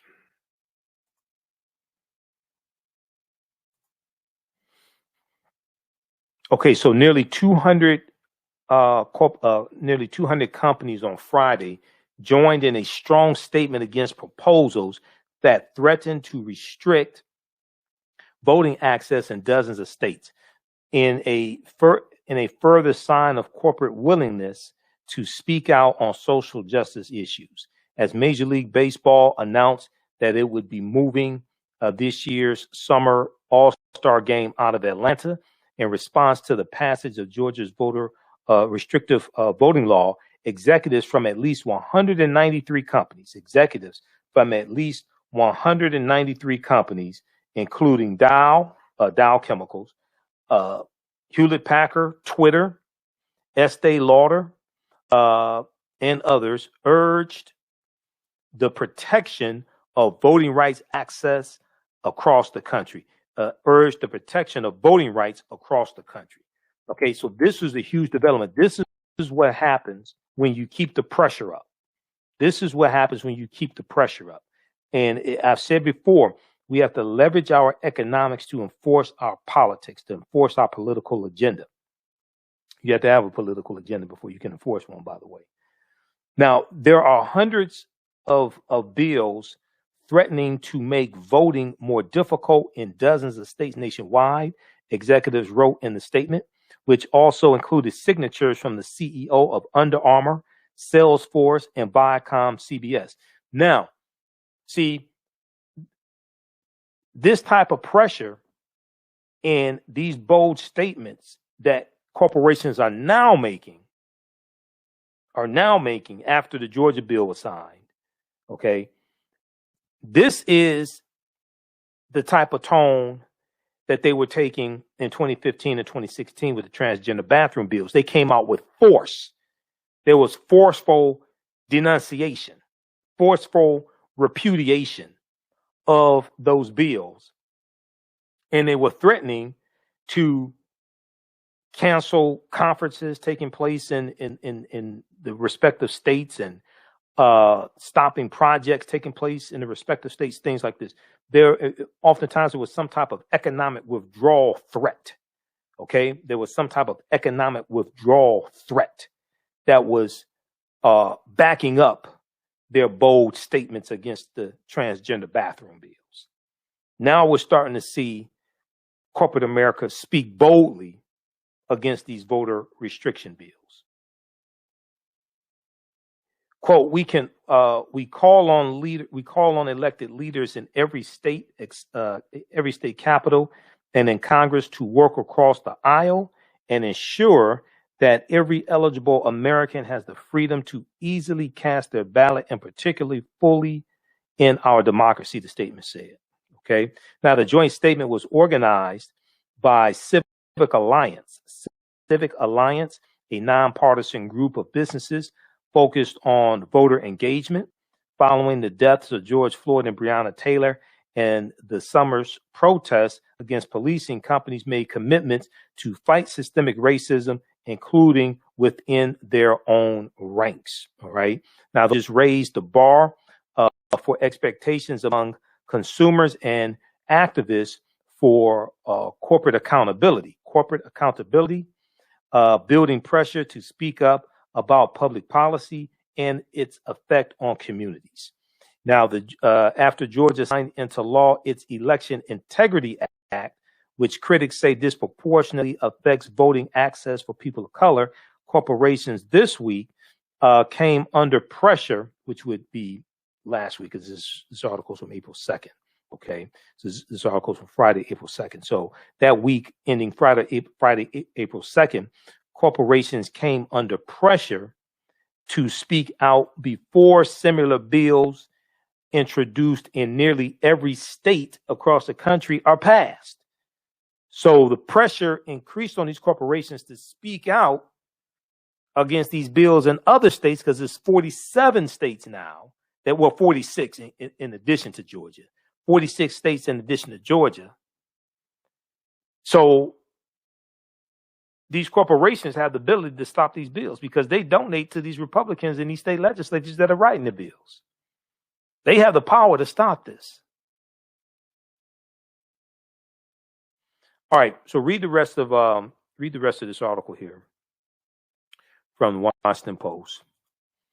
HP, Dow, Under Armour, among nearly 200 companies speaking out against voting law changes in Texas, other states. All right. So this is huge. This is a huge development, but this is what pressure does. When you keep the pressure up, pressure can burst pipes. This is what happens. Now, the next step, after we get all this solved with these voter restriction bills and stop that, the next step is to then go to these same corporations that are making commitments to African Americans and making commitments to voting rights, things like this. Go to these corporations and renegotiate our relationship with corporate America, is one of my teachers, Dr. Claude Anderson, says we have to do. Renegotiate our relationship with corporate America and get more contracts and more business from these corporations with African American owned businesses. More contracts regarding advertising agencies. Who are your advertising agencies that you use? How many advertising agencies do you use that are African American owned advertising agencies? What percentage of your advertising budget is spent with African American owned advertising agencies? Okay. Well, what percentage of your annual revenue comes from the African American community? We need to increase the amount of money these corporations spend with African American owned advertising agencies, the amount of money that they deposit into African American owned banks, okay, which then gives more money that African American owned banks can loan to us to start businesses, buy homes, go to college, what have you. Okay. What percentage of your contracts that you give out, catering contracts, limousine contracts, janitorial service contracts, etc., what percentage of your contracts each year go to African Americans, not minorities, not people of color, but specifically African Americans? If you don't know, why don't you know? This is how we have to go to each one of these corporations and renegotiate our relationship with corporate America, because when we do that, when you have more money going to African American owned advertising agencies, and then also what percentage of your marketing dollars do you spend in African-American owned media, not African-American targeted media, because that's usually companies owned by white people. African-American owned media, whether it's TV One, whether it's Roland Martin Unfiltered, whether it's the Griot, Byron Allen, okay? Because when African-American owned media gets a bigger chunk of corporate dollars, it allows them to grow, allows them to scale upwards, allows them to hire more people, it allows them to do a lot more things. This is dealing with renegotiating our relationship with corporate America, renegotiating our relationship from one of just being largely a consumer, dollars flowing out of our pockets into theirs, and having money come back to the African American community, come back to our businesses, contracts, things like this. That's renegotiating our relationship with corporate America. That's the next, after we get all this solved with the voter restriction bills, that's the next step. All these corporations that came out in support of us, et cetera, that we had to stick our foot in their behinds and put pressure on them. We go to each one of those corporations, renegotiate our relationship with corporate America as well. And see, and you all saw, a lot of you all heard about Roland Martin and Byron Allen and Ice Cube putting pressure on General Motors to increase the amount of money General Motors is spending with African American media for advertising, things like this. These are things that we have to do. Okay. So lastly, early in the show, we talked about Verzuz, Earth, Wind, and Fire versus the Isley brothers as well. So we'll talk a little bit more about that. If you'd like to cyber information, you can support the African History Network, $ the AHN Show through Cash App, $ the AHN Show through Cash App, also through PayPal, paypal.me /the AHN Show, paypal.me /the AHN Show. There was a good article from Essence, okay, Essence magazine, and it dealt with the Verzuz battle that took place, and everybody watched it. And you know, they had it on a good day because it was on Easter Sunday, so a lot of people were home, or you know, maybe they were over at their relatives or something. Hope they were wearing masks and everything. Hope they were socially distancing. But they picked a good day for it, and that I think helped also to the huge viewership that they had as well. Of course, it's the Isley brothers and Earth, Wind, and Fire, so you're going to have viewership. But this helped. The fact that it was on a holiday like this helped also. All right. So there's a good article. Well, I watched a lot of it, and a lot of these songs brought back memories. Some of the songs I forgot about, like Philip Bailey. Okay, Philip Bailey towards the end sung "Easy Lover." So "Easy Lover," that's from like 1984, 1985. That's a duo. That's a duet he did with Phil Collins. All right. And I had totally forgotten about that song, "Easy Lover." But he sang "Easy Lover." You know, I forgot about the song "Busted" by the Isley brothers. I think I still have it on CD. They did "Busted." I remember "Contagious." Okay, "You're Contagious, Touch Me, Baby, Give Me What You Got." That was a song they did with Shantae Moore. All right. I wish they had Shantae Moore on there yesterday, because I definitely wanted to see her. But I mean, you know, this is crazy. I mean, it was fantastic what they did. Now, I wonder if they're going to do something like this on TV. Because can you imagine watching Verzuz on TV? You don't have to do it on Instagram. You can actually watch it on TV, cable, or something like that. It probably wouldn't be broadcast. Well, it may be broadcast television. I don't know, because they have the Grammys, and you know, you get into royalties and things like this. But they have the Grammys in the performance songs there. But I mean, if this was something on broadcast television, CBS, ABC, NBC, I think this would be huge. But for now, it's on Instagram. So they both of them perform classic hits, you know, whether it was September or Summer Breeze. And like I said earlier in the show, I can't get the song Summer Breeze out of my mind, out of my head. You know, I've been hearing it play all day. But this article here from Essence. Let's look at this quickly here from Essence. It talks about 9 moments we love from Earth, Wind, and Fire versus the Isley brothers. Okay, 9 moments we loved from Earth, Wind, and Fire versus the Isley brothers. You know, these are some outfits from the 70s. You can see that, right? And I wonder if that's Philip Bailey right there in the pink. Maurice White, who passed away. But let's see, let's close this out. Steve Harvey was the guest host. Steve Harvey was the MC. He was the host.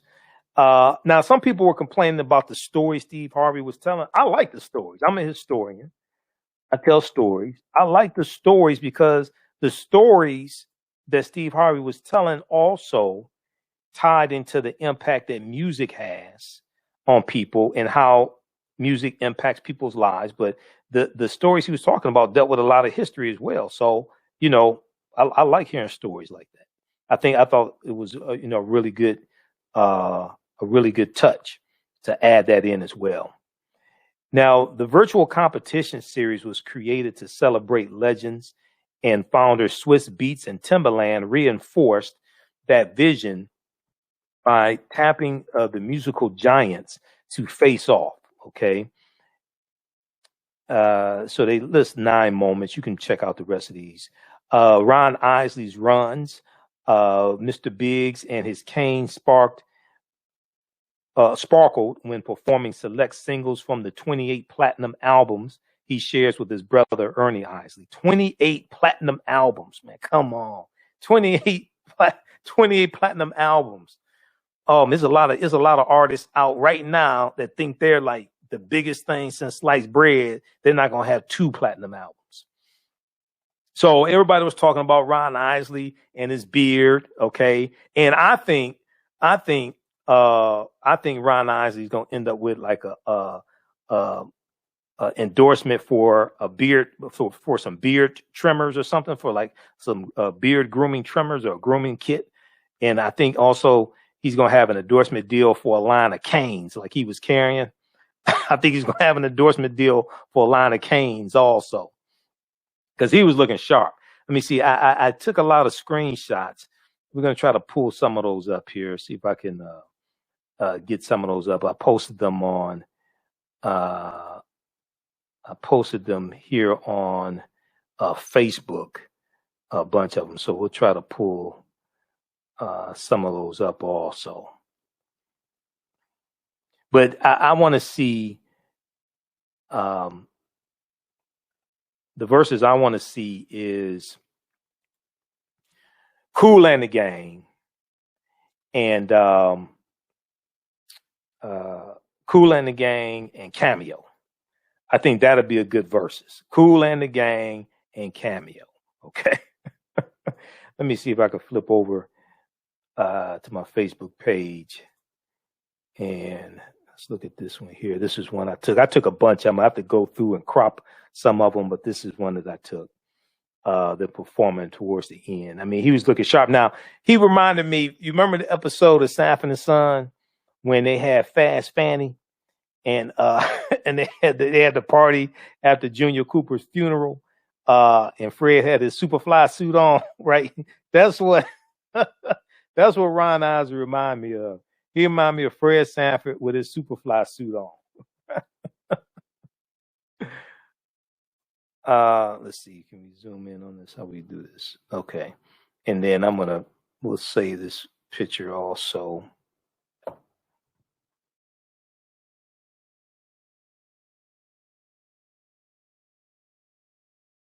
We'll try to save that and bring that up another way.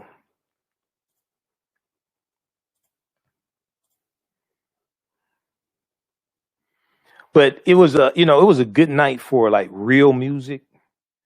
Not all this sampling stuff, not all this music with explicit lyrics and all this cursing and everything. But it was a good night for like real music. Okay. And And like I said at the beginning of the show, I think there's going to be a lot of babies born 9 months from now also. I think there's going to be a lot of babies born 9 months from now as well. But so they talked about Ron Isley and his cane and things like this. Mutual love and respect is number 2. Each group sprouted love for their opponents and their bandmates throughout the evening. Black men openly loving on one another. We love to see that. Okay. Now here's a picture of Earth, Wind, and Fire. Let's flip back over to the article.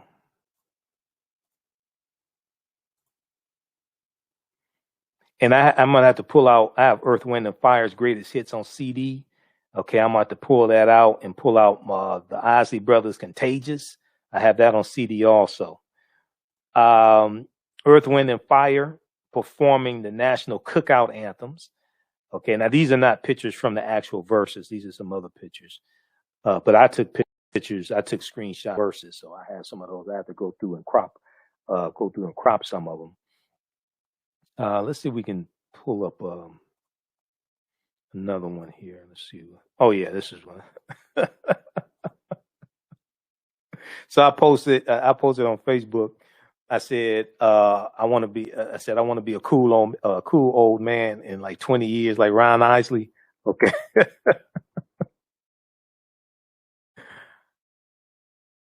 Let's see here. All right. So we have this one here, Earth, Wind, and Fire performing the national cookout anthems, Reasons. Okay, they perform Reasons. Then we have number 4, Ernie Isley's guitar. Okay, Ernie was playing that guitar. And seeing them, it makes me want to play the saxophone again. I used to play saxophone in 5th and 6th grade. Then I gave it up. It makes me want to play the saxophone again, learn to play the saxophone again. So the Isley brothers showed off their skills that inspired countless samples during several cuts, including Harvest to the World. I mean, the Isley brothers has so many hits. The Twist and Shout came out in about 1959. Twist and Shout, 1959. Okay, so they talk about the production glow up. We enjoy seeing celebrities melt down and cover one another while trying to navigate technical difficulties. But something about seeing Verzuz take their presentation to the next level made us swell with pride. Okay. Steve Harvey. Now, I think Steve Harvey did a good job. I like the stories. The media mogul showed up sharp as a tack in his lavender suit, two-tone fur, and wide brim white hat. Okay. Now I stay sharp. I have business suits. I don't have no fur coat. Don't plan to buy one. Okay. And I ain't into killing animals for a damn coat. I don't do that. I wear like business suits. I don't have like other types of suits, but anyway, he did look sharp. Learning the story behind at your best, you are loved. The Isley brothers performed the lyrical love letter that became an Aaliyah hit with their signature suaveness before Ernie Isley shared the motivation behind their writing choices. Quote, we were always trying when it came to our love songs to deliberately compliment a woman, And see, once again, all the stories behind the songs, the stories that Steve Harvey told, that took this to another level besides just music or one band versus another band. You're learning some history at the same time. So I like it when you have stories from musicians, stories from people like Steve Harvey also. And when you talk to artists, and see, this gets into earlier today, I reran the March 15th show, which was the day after the Grammys. And I talked about Megan Thee Stallion and Cardi B performing WAP at the Grammys. And I encourage people to talk to songwriters, because I have. We really need to look at songs, especially music videos. And my background's in marketing. My degree in business administration with a major in marketing. So I probably have a deeper understanding about this than the average person, because I was trained in advertising, marketing, different things like this. We really need to look at songs, especially music videos, as mini commercials, M-I-N-I, mini commercials, 3, 4, 5 minute commercials. Because when you talk to songwriters, they're talking about the inspiration of the song, and they're talking about the message that they're trying to convey in the song. They're trying to get you to feel something, get you to start doing something, stop doing something, what have you. There's messages in the songs that songwriters put into the songs. So to think that this is just music and it doesn't mean anything, let's know what the songwriter says. To think that this is just words over music, and we know that you remember ideas and words better when it's set to music. When you talk to the songwriters, they talk about the messages that are in the music. So we need to look at the music, especially music videos, because when you engage more senses, S-E-N-S-E-S, when you engage more senses, audio and visual, it leaves more of an impression on the mind and the subconscious. We need to look at the music, especially music videos, as 3, 4, 5 minute commercials. So then you ask the question, well, what is it that they are marketing? What is it that they're selling? All right. So let's go back to this one here. So D Nice's love song medleys. D Nice did a really, really good job of DJing also. The DJ behind this year's quarantine baby boom spun a mini set of sexy jams from both groups at Harvey's request, Steve Harvey's request.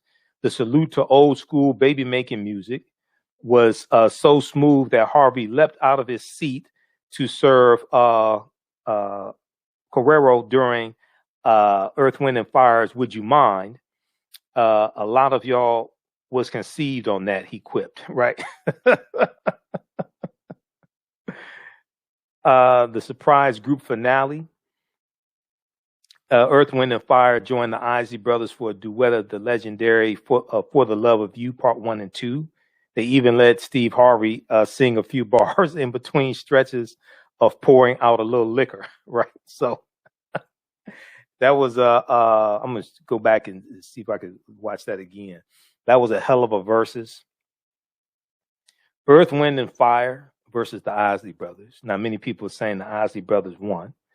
Okay, I think they did also. I like both groups, but I think the Isley brothers took it away. Okay.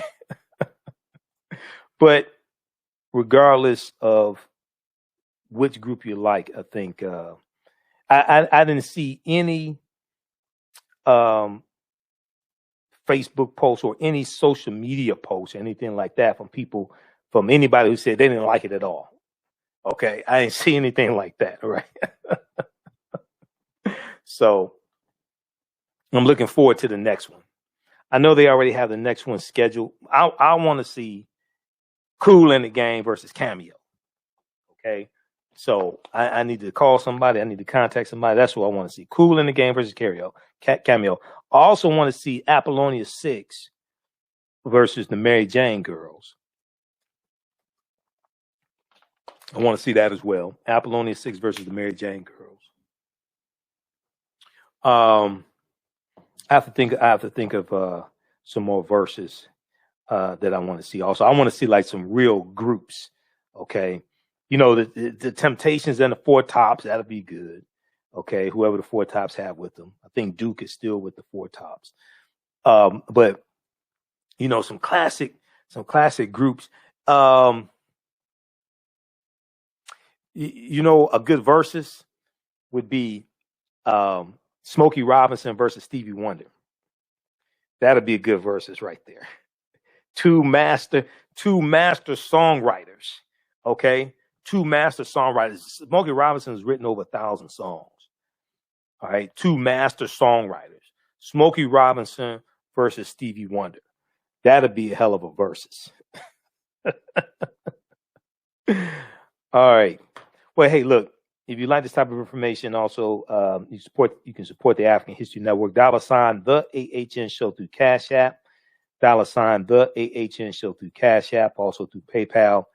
PayPal.me/the AHN Show. PayPal.me/the AHN Show. Or at our website, AfricanHistoryNetwork.com. AfricanHistoryNetwork.com. We're here 6 nights a week. This helps us keep doing the research, stay on the air, keep broadcasting, pay some of the bills, etc.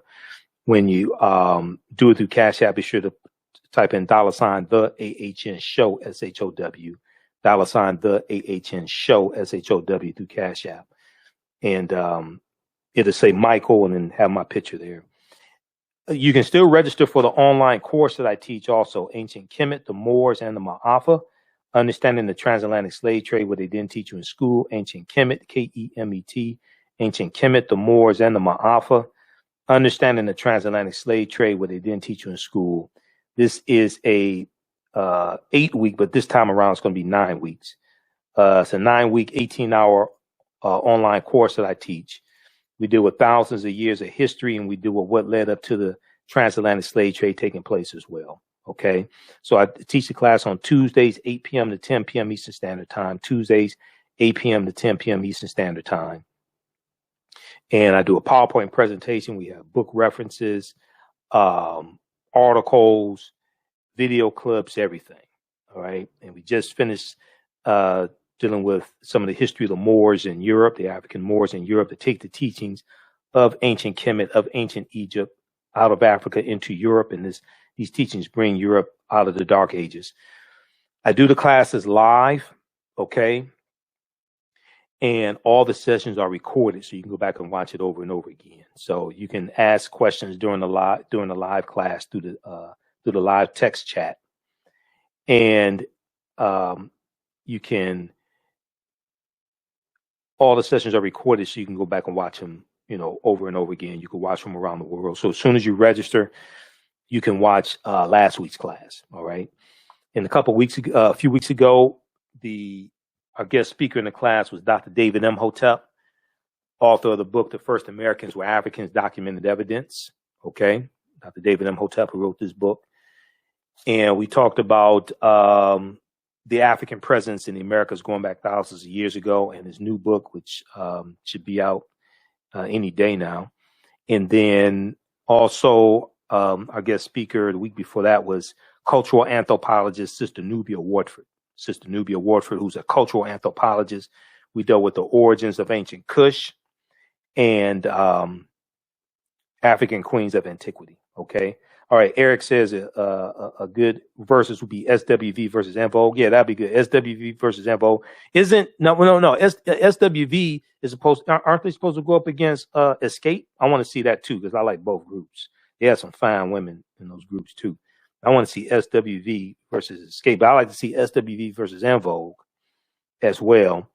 And yeah, that'll be a good one.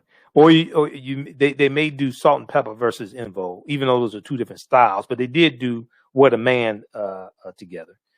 Those are two different styles. You got hip hop and R&B. But yeah, and you got to get Total. You got to bring Total back. You got to bring Total back. Also, Total. I used to like Total. Total's gonna have to do it. Maybe Brownstone. Maybe you could do Brownstone versus Total. Okay, remember Brownstone, 5 Miles to Empty. Maybe you could do Total versus Brownstone, and SWV is supposed to go up against Escape. That's gonna be really good. There's gonna be a lot of babies conceived that night. They're gonna have to do Downtown. I'm gonna tell you that. SWV is gonna have to do Downtown. All right, I'm just serious. Okay, that's a classic right there. Downtown. I like, so Now this is going to be a Verzuz with New Edition. But who the hell gonna want to go up against New Edition? I don't know.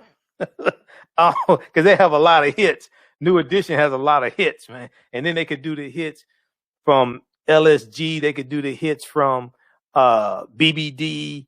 They could do Johnny Gill's hits. I don't know. But New Edition, I like to see a Verzuz with New Edition and some other group.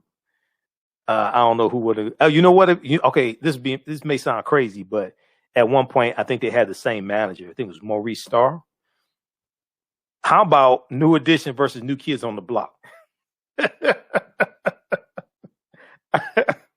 New Edition versus New Kids on the Block, right?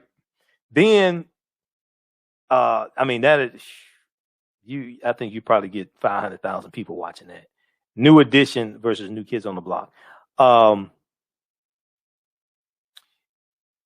Boys to Men. Now, I don't know who's going to win. Oh, how about Boys to Men versus Jodeci, right? Because there was some rivalry back in the late 90s, mid to late 90s, whatever, when they were out. There was some rivalry between Boys to Men and Jodeci. But Boys to Men versus Jodeci would be a good one. Okay, that'd be a good one. But New Edition and New Kids on the Block. Okay, that would that all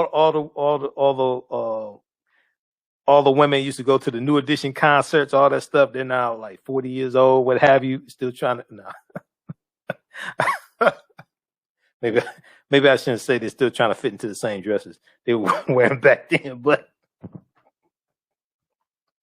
anyway. But New Edition versus New Kids on the Block. But Boys to Men versus Jodeci. That'll be a good one, right? Boys to Men versus Jodeci. Now, I like to see Keith Sweat. Did Keith Sweat go up against somebody? I like to see Keith Sweat go up against somebody, but also, you know, you gotta get the some more male R&B groups like Silk. You know, Silk versus somebody. I'm not sure who Silk will go up against. But I want to see SWV and Escape. That's going to be a hell of a concert right there. All right. So, all right. Well, look, we have to get out of here. You can still register for the online course I teach, Ancient Kemet, the Moors, and the Mahafa. We teach that on Tuesday nights, 8 p.m. to 10 p.m. Eastern Standard Time. Then I do the show here at 11 p.m. Eastern Standard Time. All right, we're going to get out of here. Follow us on our Facebook fan page, The African History Network, The African History Network on Facebook, and Michael Imhotep, IMHOTEP on YouTube. Turn on live notifications so you know when we go live as well. We're going to get out of here. Remember, at the African History Network, we focus on educating, empowering, and inspiring people of African descent throughout the diaspora and around the world, because right now it's corrects wrong behavior. Okay, Keith Sweat and Maxwell. Okay, that's interesting. That's interesting. Keith Sweat. So then you have to do one with you have to do D'Angelo. What about Maxwell versus D'Angelo? Okay, because Maxwell is like neo soul, and so is D'Angelo. Keith Sweat and Maxwell kind of like two different genres. Keith Sweat came out in like '88 when I was still in high school. All right. I mean, our what was our theme for our prom? Make It Last Forever. That's from Keith Sweat, like 1989. So those two different generations. One, and kind of two different genres. Even though it was R&B, Maxwell was like neo soul. Maxwell and D'Angelo both like they branded as like neo soul artists. But Angie Stone and somebody else would be good as well. Angie Stone, and I'm not sure who. That'd be a good one also. All right. We have to get out of here. Remember, we focus on educating, empowering, and inspiring people of African descent throughout the diaspora and around the world, because right now it's correct wrong behavior. It's not over till we win. Wakanda forever. We'll talk to you tomorrow night. Peace. Gain knowledge in minutes from insightful summaries of progressive and socially conscious books. Blacklisted gives you access to curated content that'll satisfy your curiosity to learn and understand different perspectives. Empower yourself through inspirational and actionable ideas. It's easy to read or listen to on the go. Blacklisted. Empower yourself. Start your free trial today. For 25 years, the Black History 101 Mobile Museum has carried on the rich legacy of the Black Museum movement in America by showcasing original artifacts of the Black experience at colleges, universities, K-12 schools, corporations, libraries, conferences, and cultural events, making it the most traversed Black History mobile exhibit in American history. Dr. Khalid El-Hakim is the founder of the Black History 101 Mobile Museum, and he is a highly sought-after public speaker on topics of Black history, social studies, education, museum studies, hip-hop, and race relations. Dr. Khalid was named among the change makers for NBC Universal's Erase the Hate campaign and listed as one of the 100 men of distinction for Black enterprise. He recently founded the Michigan Hip Hop Archive on the campus of Western Michigan University. The Black History 101 Mobile Museum is currently scheduling in-person and virtual exhibits nationwide. For more information, please contact Dr. Khalid El-Hakim directly at 313-645-4197, 313-645-4197, or visit their website at blackhistorymobilemuseum.com. That's blackhistorymobilemuseum.com.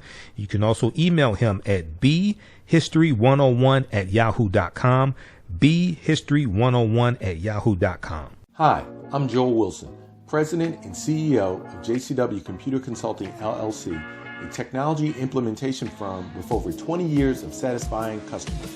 We offer a full spectrum of industry top-tier branded services. We are an authorized partner or reseller for Lenovo, Zoom, T-Mobile, Microsoft 365 and Surface tablets, Google Workspace, Acer, Asus, Samsung, PCmatic security software, and many more. Our online store features laptops, Chromebooks, computers, printers,